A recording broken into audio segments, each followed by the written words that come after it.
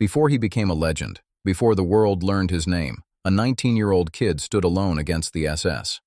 But to understand how he got here, we need to go back to the beginning. Frank Currey crouched behind the burning factory beam, alone, staring down the impossible. Through the smoke, a German Panzer rolled into view, its turret slowly turning toward him. The tank fired first, a high explosive round smashing into the wall beside him as debris and fire rained down, throwing the 19-year-old into the dirt. He crawled behind another beam, just as SS infantry moved through the snow outside. The tank commander rose from the turret, calmly scanning the ruins for survivors. Frank steadied his breath and made his choice. He raised his BAR, took aim, and dropped the commander with a single perfect shot. The entire SS column froze, and that heartbeat of confusion was all he needed. Frank sprinted through the collapsing factory, diving through fire for the bazooka he knew was hidden inside. He grabbed it, rolled behind cover, and loaded a rocket with shaking hands.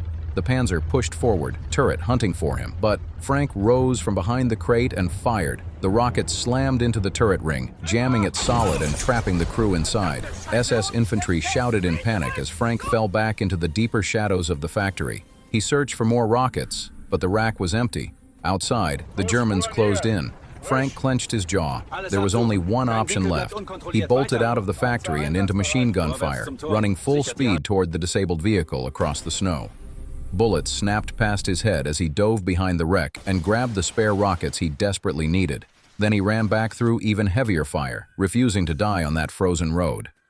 Frank slammed the rocket into the tube, aimed, and fired again, stopping the second tank cold. One 19-year-old, alone, holding back an entire SS spearhead by sheer will. Frank reloaded fast, stepped out into the open, and fired again. The Germans stunned that one man was holding back an entire armored column. But Frank wasn't done. As the tank crews bailed out in panic, he sprinted forward toward a stone house packed with SS soldiers firing from shattered windows. Without hesitation, he lifted the bazooka one more time and launched a rocket straight into the building. The explosion ripped the wall apart, but even that wasn't enough to stop the enemy push. Tanks and half-tracks still crawled forward through the snow, trying to overwhelm the American flank. Frank ran again, no cover, no backup, grenades in both hands. He hurled them under a half-track, then slid another beneath a nearby tank. The blasts tore both vehicles open. Then Frank saw it, an abandoned German half-track with a .50 caliber machine gun still mounted on top. He climbed onto the wrecked vehicle, grabbed the cold metal handles, and swung the heavy gun toward the enemy. The moment he opened fire, the battlefield lit up.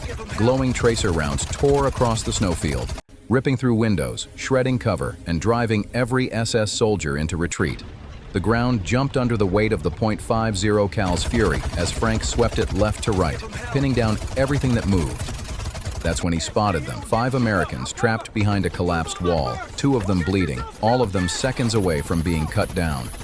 Frank shifted fire instantly, blasting apart every position threatening them. Tracers carved through the smoke as the pinned soldiers crawled, limped, and staggered back toward friendly lines under his protection.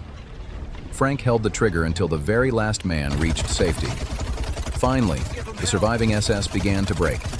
Their push had failed. Their armor burned behind them. Their infantry scattered under the relentless fire of one 19-year-old standing alone in the snow. As they retreated across the bridge, dragging their wounded and abandoning their vehicles, the smoke began to thin, and the winter wind carried the last echoes of gunfire away.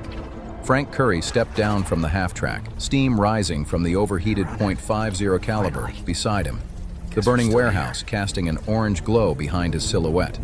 One 19-year-old American against Hitler's best soldiers, and they turned and ran.